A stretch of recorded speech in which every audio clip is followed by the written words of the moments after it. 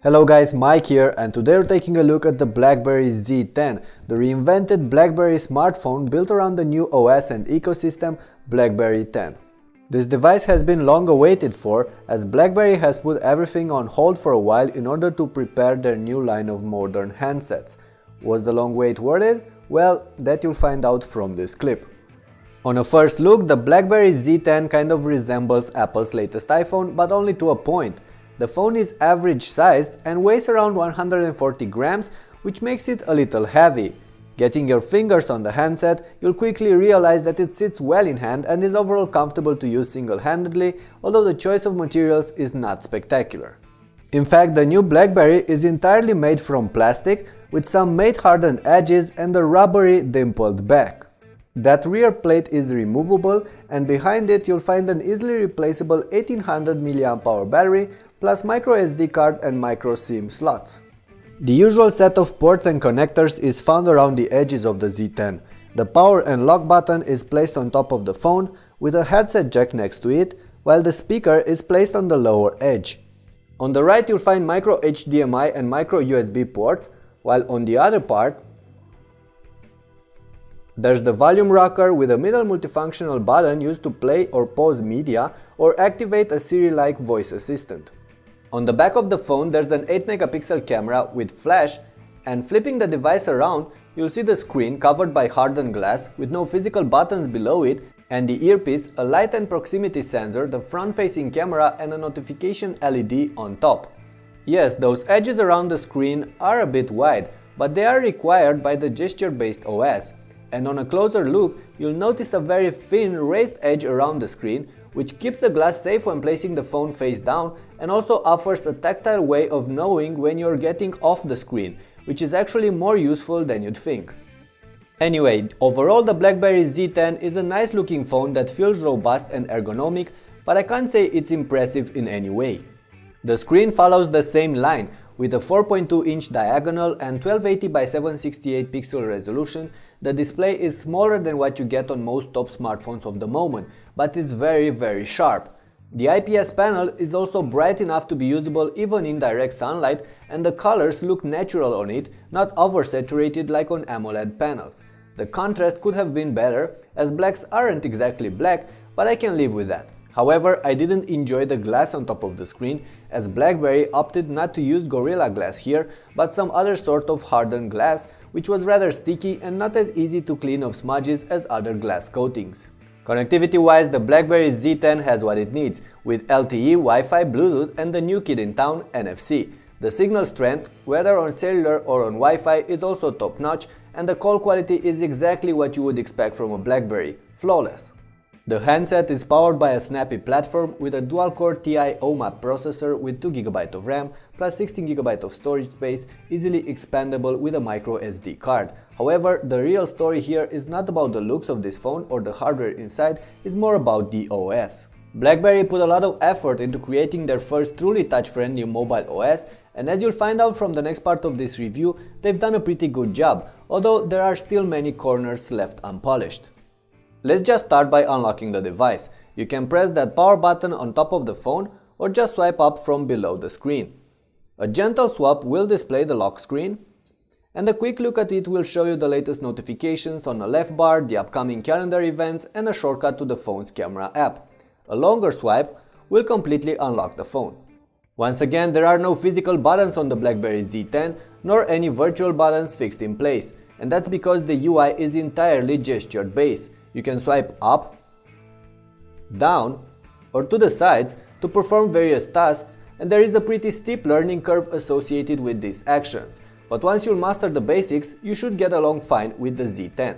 Swiping up on the screen is probably going to be the most common used gesture, as this takes you to the phone's home screen, or what BlackBerry calls the active frame panel, where you'll be able to access your latest 8 opened applications running in the background. You'll notice that you can easily switch between them or close them, and some of the minimized applications act as widgets, as the weather app. But there's no way to actually fix an app in place and have a quick glance at it. You just have to get used to only having your latest 8 apps in there, in the exact order you've used them, and that I found a bit annoying. Swiping the screen to the left, you'll be able to access the app panes, with all of your installed apps, kind of what you get with iOS. Swiping on the right, you'll find the new BlackBerry Hub, which is some sort of communication forum that aggregates all of your emails, messages, social pings and calls in one place. The entire thing looks a bit chaotic, but you can customize the hub and you can easily filter content based on their source if you want to. The hub integrates, of course, the email client, which is quite good, except for one annoying issue. When using the keyboard, it covers the options on the bottom ribbon, and that actually happens in all apps, not just in here. There's also a new BlackBerry messaging client that now supports video chats and allows you to share your phone screens in video call. Twitter, Facebook and a couple of other services are integrated into the hub as well. So all in all, the BlackBerry Hub offers you a quick way to access all your communication options and stay on top of your messages.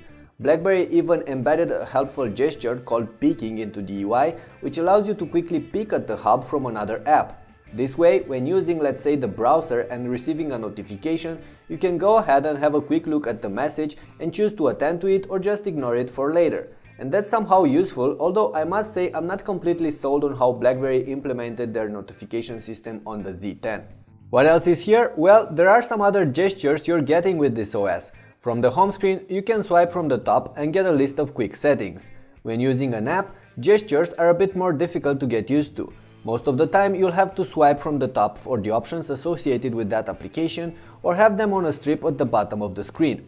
However, the experience is not really consistent and things tend to differ from app to app.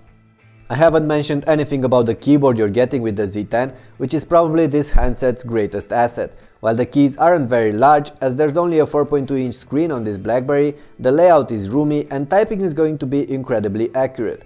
Of course, the clever predictive typing system integrated within this keyboard does help, as it spots your typing mistakes and tries to adapt to them while supporting 3 different languages at once, and surprisingly, it just works.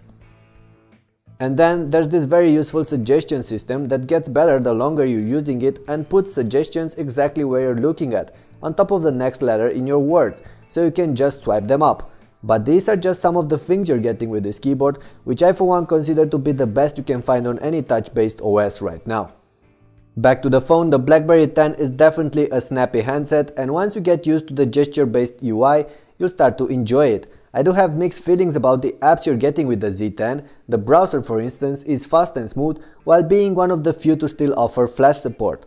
The apps integrated with the BlackBerry Hub are fairly good as well, although not without quirks. On the other hand, the Maps app offers very limited functionality, while the calendar can be a pain, especially when trying to sync it with your Gmail account. You also get docs to go with the phone, allowing you to quickly work on documents and presentations, a bunch of media playing apps, some social apps and Dropbox integration out of the box. But then you'll want more, and here's where things are getting fishy. According to BlackBerry, there are like 70,000 third-party apps in their new store called BlackBerry World, but most of them are so bad they shouldn't even be there. You do get some decent games, but apps like Netflix, Instagram, Flipboard, Last.fm, Skype, Google Maps, or many others are nowhere to be found yet. Yes, they'll probably get there in the end, but if I were to buy the phone today, I'd need them today as well. Okay, so before we proceed with the wrap-up, I should mention a couple of things about the camera on the Z10. The interface will take some time to get used to, especially the on-screen focusing system, but it does offer some nice features like burst mode or time shift. As for image and video quality, I'd say that this BlackBerry is not bad, but can't really match its competitors.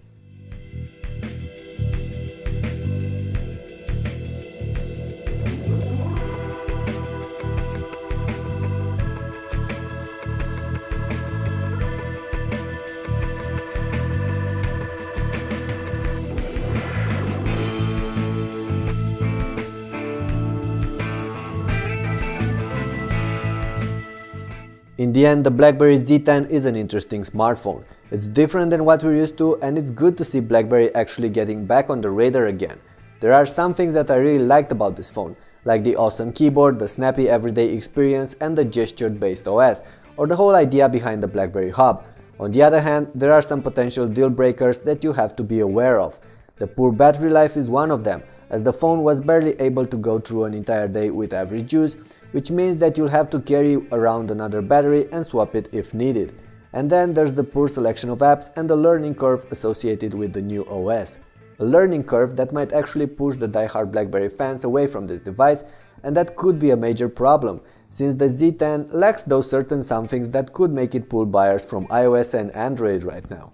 Those being said, if you're a long-time BlackBerry user and have been waiting for a modern device, the Z10 or maybe the Q10 that's yet to come in a month or two with a physical keyboard are not going to disappoint you. Also, if you're a new smartphone user and don't expect to use many apps besides those pre-included, plus fancy a solid device with an average size screen, then the Z10 can be a good option for you as well. Otherwise, then you're probably not going to be very impressed with the BlackBerry Z10, as this is a good phone that gets BlackBerry back into the game, but not much than that, especially since it's rumored to sell for $199 in the US with 2-year contracts, thus price-wise it will be on par with the heavyweight Android and iOS smartphones available right now. And this pretty much wraps up today's video. Please let me know in the comments down below what do you guys think about the BlackBerry Z10 and whether you're planning on buying one or not. And before you go, don't forget to leave a thumbs up to this clip, share this clip to your friend and subscribe to the channel if you're enjoying the review. Oh, and if you want to see how the Z10 stacks against some other popular smartphones, you should check out the links in the description. I'll see you soon.